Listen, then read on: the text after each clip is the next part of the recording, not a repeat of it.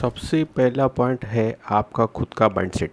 Plan के बाद आप क्या करते हैं? आप मिलने जाते हैं, आप फॉलो अप करने जाते हैं, आप समझाने जाते हैं, आप पॉजिटिव करने जाते हो, आप जॉइन नहीं कराना चाहते हैं। देखिए, सबसे पहले आपको इमरजेंसी क्रिएट करनी पड़ेगी। आपको ये चीज़ को समझना पड़ेगा, ये 2 से 3 साल में कामयाब होने का है, 50 साल में नहीं। तो पहले यहाँ पे इमरजेंसी क्रिएट करने की ज़रूरत है। आपको सोचना पड़ेगा कि मुझे रिज़ल्ट निकालना है और इसके लिए आपको लॉ ऑफ एवरेज को भी फॉलो करना है। आपको एक्सेप्ट भी करना पड़ेगा कि मैं तो 10 में से 5 लोगों को जॉइन करा पाऊँगा, 5 नहीं भी करेंगे दिक्कत नहीं है, लेकिन हमें आगे बढ़ते रहना है। आपको ये अपने तरीके से ये माइंडसेट करके आप मैं जब फॉलो अप करूँगा, जब मैं क्लोजिंग करूँगा, तब मैं सारा ताम-झाम लगा दूँगा।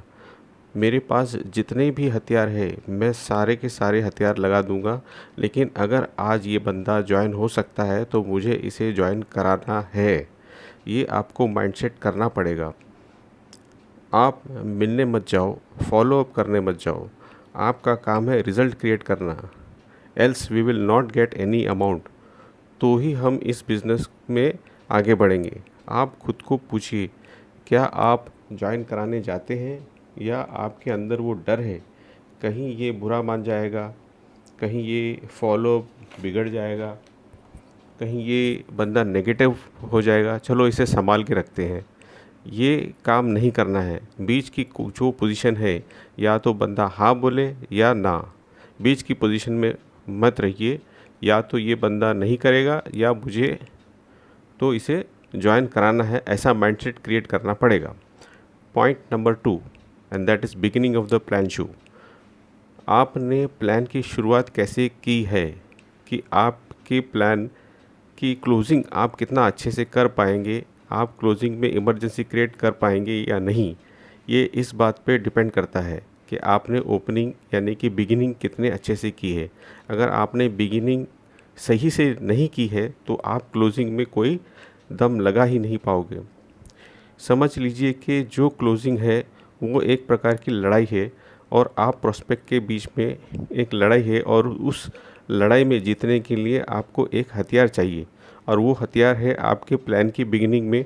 अगर आपने आपके प्रोस्पेक्ट की कोई पर्पस ढूंढ रहा है, या आप उसका कोई सपना निकाला है, या आपने उसकी कोई नीड को निकाली है, या तो उसकी ज़िंदगी का कोई प्रॉब्लम जिसको सॉल्व करने के लिए सॉल्यूशन के रूप में आपका प्लान उनको दिखा रहे हैं, या फिर वो अपने ज़िंदगी के कोई मुकाम पे पहुंचना चाहता है और उस मुकाम पे पहुंचने के लिए सीढ़ी के रूप में, एक ज़रिया के रूप में आप इस अपॉर्चुनिटी को दिखा रहे हैं। तो अगर शुरुआत से आपने ऐसा नहीं हुआ है तो फिर क्लोजिंग में आप इमरजेंसी नहीं करा पाएंगे। आपका क्लोजिंग बहुत वीक रहेगा।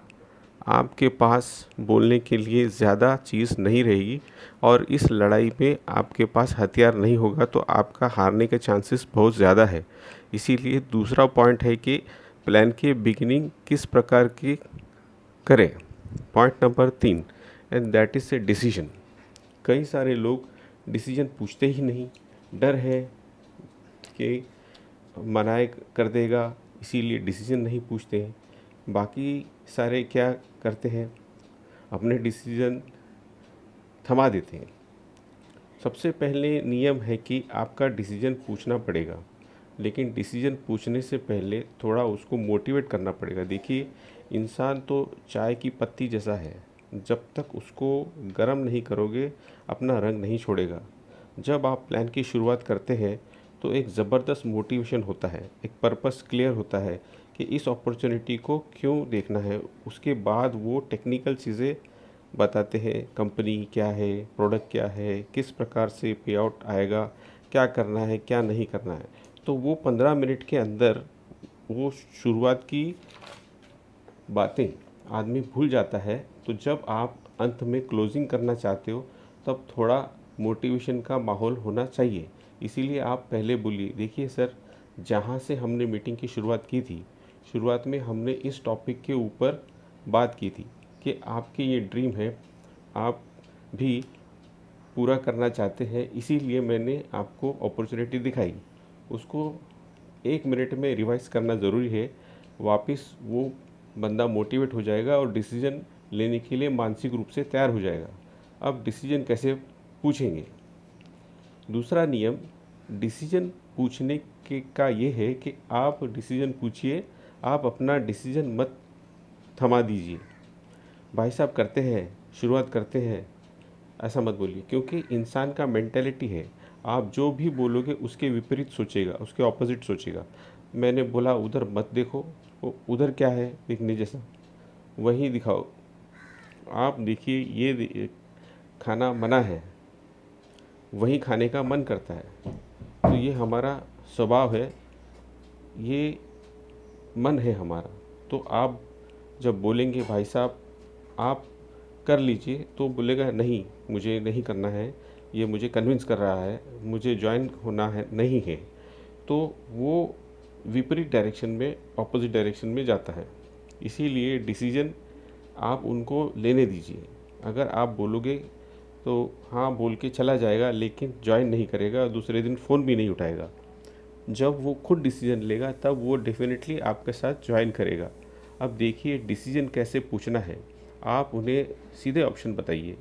देखिए सर ये आपका सपना है और ये सपना पूरा करने के लिए मैंने आपको अपॉर्चुनिटी दिखाई है। अब मैं 10 लोगों को ये प्लान दिखाता हूँ, 10 में से 5 लोग मुझे ज्वाइन करते हैं और 5 लोग नहीं करते। 5 लोग वो होते हैं जो इस अपॉर्चुनिटी को अडॉप्ट करके अपनी ज़िंदगी में आगे बढ़ते हैं, एक नई ज़िंदगी शुरू करते हैं, आपको कोई लॉस नहीं है। और 5 वो लोग होते हैं जो फैसला नहीं ले पाते हैं और उसी दुनिया में चले जाते हैं। तो सर आपका क्या डिसीजन है, यस और नो, इस रूप में आपको पूछना है। और यहाँ मैं आपको बताना चाहता हूँ कि अगर प्रॉस्पेक्ट डिसीजन नहीं ले पाता है तो आप उसे एक और तरीके से इस डिसीजन को पूछ सकते हैं। आप उन्हें बता सकते हैं देखिए सर दुनिया में जितने भी लोग कामयाब हैं और नाकामयाब हैं उनके बीच में एक फ़र्क है। कामयाब और नाकामयाब लोग दोनों ही मेहनत करके हैं, लेकिन दोनों के बीच में एक फ़र्क है, एक क्वालिटी का फ़र्क है। और what is that quality? And that is decision power. कामयाब व्यक्ति के सामने जब अपॉर्चुनिटी आता है फिर वो फैसला लेता है, अपनी ज़िंदगी का फैसला खुद से ले पाता है और यही क्वालिटी उसे कामयाब बनाती है। जबकि एक नाकामयाब लोग अपनी ज़िंदगी का फ़ैसला खुद नहीं ले पाते हैं, और जो लोग अपना ज़िंदगी का फ़ैसला खुद नहीं ले पाते हैं, दुनिया उनका फ़ैसला ले लेती है। और जब दुनिया आपका फ़ैसला लेगी तो आपकी ज़िंदगी आपके मर्ज़ी के मुताबिक नहीं होगा। तो ये एक क्वालिटी है जो लोगों को नाकामयाब और कामयाब दो अलग कैटेगरी में बांटती है। तो सर आप मुझे बताइए कि मेरे सामने जो व्यक्ति बैठे हैं, यानी कि आप खुद को कौन सी कैटेगरी में मानते हैं? आप उस कैटेगरी में है जो अपना फ़ैसला खुद लेते हैं, जिन्हें खुद पे विश्वास है, या फिर उस कैटेगरी में है जो अपना फ़ैसला नहीं ले पाते हैं? तो आपका प्रॉस्पेक्ट कैसे भी होगा वो बोलेगा नहीं नहीं मुझे अपने पे विश्वास है, मैं अपना फ़ैसला खुद लूँगा। तो ये जो डिसीज़न नहीं लेते हैं वो यहाँ आपका प्रॉब्लम सॉल्व हो सकता है। इस प्रकार से जब आप फॉलो अप करेंगे तो इमरजेंसी क्रिएट होगी।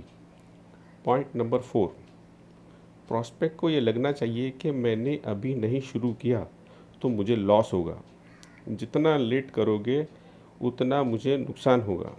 और ये कैसे पता चलेगा? ये आपकी स्पीड से पता चलेगा। अब आप अपने बारे में बताइए। आप बताइए कि इस बिज़नेस में आपने कैसे शुरुआत की और आपने कितने स्पीड से आगे बढ़ रहे हैं। आप जितना लेट करेंगे आपको उतना नुकसान हो सकता है। आपको ये थोड़ा समझाने की ज़रूरत है। और यहाँ पे आप थोड़ा सा हौसला भी दीजिए कि हर व्यक्ति को एक सपोर्ट की ज़रूरत होती है।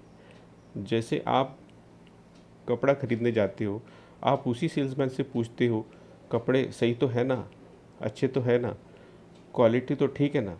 तो सेल्समैन बोलेगा अरे भाई साहब एकदम बढ़िया है, ज़बरदस्त है, लेके जाइए। क्या वो कभी बोलेगा कि नहीं ये कपड़े ठीक नहीं है? उसको लीजिए, कभी नहीं बोलेगा। आपको भी पता है फिर भी आप उसके मुंह से सुनना चाहते हैं, तो आपका जो प्रोस्पेक्ट है वो बॉर्डर पे खड़ा है, उसको आपको थोड़ा धक्का मारना पड़ेगा। आप खुद को याद कीजिए, किसी ने आपको थोड़ा सा धक्का मारा होगा कि यार चिंता मत करो, मिल के करेंगे, टेंशन मत लो, सब कुछ हो जाएगा, आप मेहनत करने के तैयार हो, मिल के करेंगे। इसको कन्विंसिंग नहीं बोलते, इसको मॉरल सपोर्ट कहते हैं। और ये मॉरल सपोर्ट की वजह से आप इमरजेंसी नहीं क्रिएट कर पाते हैं। तो इस मॉरल सपोर्ट को वजह से आपको ज्वाइन नहीं हो रहे लोग ऑन द स्पॉट, तो ज्वाइन नहीं कर पा रहे हैं। लेकिन हाँ, इस कमिटमेंट के बाद में मुंह मत कर जाना कि सपोर्ट करना पड़ेगा। तो ही आप 4 पॉइंट अगर आपने ध्यान से किया तो आपको बिज़नेस के अंदर अच्छी कामयाबी मिलेगी।